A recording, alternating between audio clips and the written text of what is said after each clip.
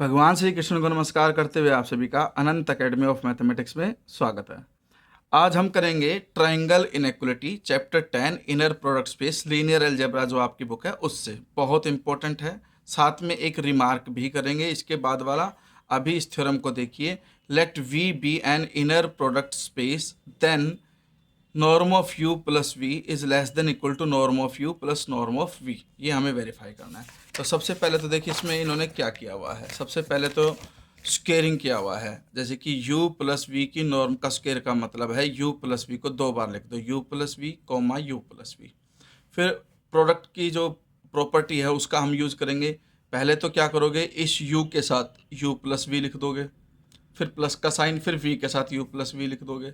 फिर next step में इस u के साथ u और u के साथ v, ये ब्रेक हो गया। और इधर ये v के साथ u और v के साथ v, ये भी दो हिस्सों में ब्रेक हो गया। तो u कोमा u तो नॉर्म ऑफ यू स्क्वायर हो जाएगा। ये u comma v as it is. ये v कोमा u है, तो जैसे ही मैं इनको रिप्लेस करूँगा, u पहले v बाद में लेके जाऊँगा तो उसका हो जाएगा कॉन्जुगेट। प्रॉपर्टी होती है हमारे पास इनर की। फिर plus v comma v norm of v square. ठीक है। अब यहाँ पर ये चीज़ है कि कोई भी नंबर है उसमें अगर हम ऐड करते हैं उसी का कॉन्जुगेट, तो वो two real of u comma v लिखा हुआ है वो ऐसे, क्योंकि जैसे कि मान लो x प्लस आयोटा वाई एक नंबर है, उसके अंदर हम ऐड करते हैं उसका कॉन्जुगेट जो कि x माइनस आयोटा वाई होता है। ऐड करेंगे तो ये कैंसिल, 2x आ गया। x रियल पार्ट है इस नंबर का, तो इसलिए हम क्या लिखेंगे, ट्वाइस ऑफ रियल पार्ट। तो ये वही बात यहाँ पे लिखिए कि ये वैल्यू है और ये उसका कॉन्जुगेट है, तो दोनों का एडिशन आएगा twice of real of u comma v, क्योंकि स्केलर यहाँ पे यू कोमा वी है और ये यहाँ पे लिख भी रखा है। फिर लेस देन इक्वल टू का साइन, भाई norm of u square plus norm of v square plus में 2 रियल यू वी हमेशा इससे लेस होगा, norm of u into norm of v. और उसकी कंडीशन क्या होती है वो यहाँ पे लिखी हुई है। देखिए जो रियल पार्ट होता है यानी कि जो x है एक प्रकार से उसके मैग्नीट्यूड से लेस होता है। रियल पार्ट हमेशा मैग्नीट्यूड से लेस होगा, और जो मैग्नीट्यूड है ये हम पहले प्रूफ कर चुके हैं, वो less than equal to norm of u into norm of v होता है। तो ए बी से लेस है, बी सी से लेस है, तो ए सी से लेस होगा। उस कंडीशन की वजह से हमने यहाँ पे इसकी जगह पर ये वैल्यू रख दी और यहाँ पे लेस देन इक्वल टू का साइन यहाँ पर लगा दिया। अब ये किस तरह से होता है ये भी मैं आपको समझा देता हूँ। देखिए जैसे कि मान लो आपके पास कोई कॉम्प्लेक्स नंबर है x प्लस आयोटा वाई, तो जब हम उसका मैग्नीट्यूड निकालते हैं तो वो होता है x square plus y square. ठीक है। अब हमारे पास इसका रियल पार्ट जो है रियल जेड वो है x। अब इस x को मैं लिख सकता हूँ एक्स स्क्वायर का अंडर रूट। अब यहाँ तो एक्स स्क्वायर का अंडर रूट और यहाँ एक्स स्क्वायर में कुछ प्लस भी है, तो automatically x square plus y square का अंडर रूट ग्रेटर हो जाएगा इससे। तो इस तरह से ये कंडीशन आती है, जेड की जगह पे u कोमा वी रिप्लेस कर दो। ठीक है। वो less than equal to magnitude आ गया, ये जो है मॉडुलस होता है जेड का, और यहाँ पर आ जाएगा u कोमा वी। ठीक है। और ये जो चीज़ है ये लेस देन होता है इससे, norm of u into norm of v। इस वजह से ये चीज़ ग्रेटर हो गई और उसी का हमने फिर यहाँ पर यूज किया है ये यहाँ पर। ठीक है।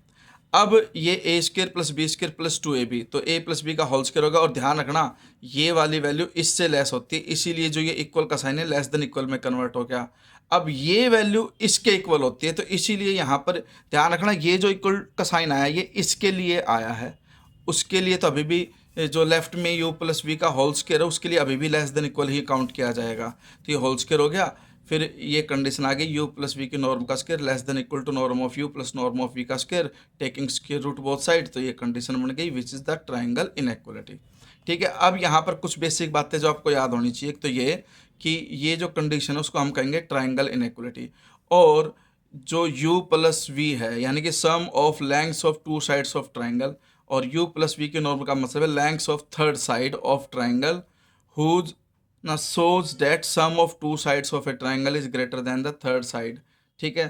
क्योंकि हमारे पास अगर वेक्टर के फॉर्म में देखते हैं तो दोनों वेक्टर का एडिशन जो है वो थर्ड साइड ऑफ ट्रायंगल बन जाती है, और किन्हीं भी दो साइड्स का सम हमेशा ट्रायंगल की तीसरी साइड से ग्रेटर होता है, तभी वो ट्रायंगल बनती है। इसके बाद ये एक रिमार्क आता है कि in an inner product space if u plus v norm is equal to norm of u plus norm of v then the vectors u v are linearly dependent. अगर ये इक्वल हो जाते हैं तब u और v दोनों क्या होंगे, लीनियरली डिपेंडेंट वेक्टर्स होंगे। हमारे पास ये गिवन है कि भाई ये दोनों इक्वल है, स्क्वेयरिंग बोथ साइड कर दिया, तो इधर होल स्क्वायर का फॉर्मूला अप्लाई कर दिया, a square plus b square plus 2ab। ठीक है, तो इधर ये अभी हमने वेरीफाई किया था कि भाई norm of u square plus में नॉर्म ऑफ वी स्क्वायर, और ये बीच में आ जाता है 2 real of u comma v. ये ध्यान भी रख लेना कि u प्लस वी की नॉर्म का स्क्वायर इसके इक्वल होता है। ठीक है, यू स्क्वायर से यू स्क्वायर लेफ्ट राइट में कैंसिल, वी स्क्वायर से वी स्क्वायर लेफ्ट राइट में cancel, real of u comma v is equal to norm of u plus norm of v आ गया। अभी थोड़ी देर पहले हमने वेरीफाई किया था कि जो रियल पार्ट होता है वो इससे लेस होता है, और ये किससे लेस होता है, norm of u plus norm of v से लेस होता है।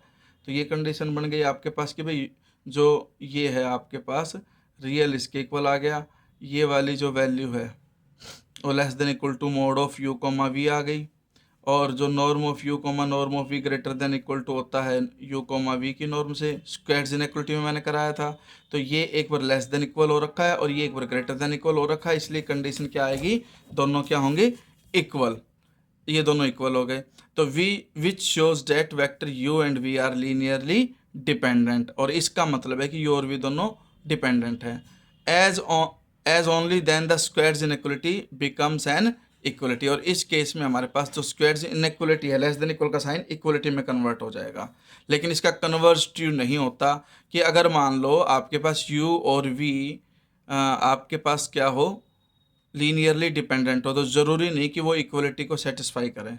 देखिए यहाँ पे दो वेक्टर ले लिए, एक u और एक v, ठीक है, और लीनियरली डिपेंडेंट की कंडीशन ले ली कि v is equal to -2u, ऐसे ही रेंडम। ठीक है, तो नॉर्म ऑफ u निकाली, इन सब का स्क्वायर करके एडिशन कर दोगे, 1 square plus 0 square plus minus में 1 का स्क्वायर 1 ही होगा, √2 आ गया। फिर इसकी नॉर्म निकालोगे v की, √2 स्क्वायर 4 प्लस 0 प्लस 4, वो 2√2 आ गई। फिर u प्लस v दोनों का ऐड करके लिखा, फिर उसकी नॉर्म निकाली, √2 आई। तो हम देखते हैं कि ये जो √2 है वो इन दोनों के एडिशन के इक्वल नहीं है, तो इसलिए इसका कन्वर्टिव नहीं है।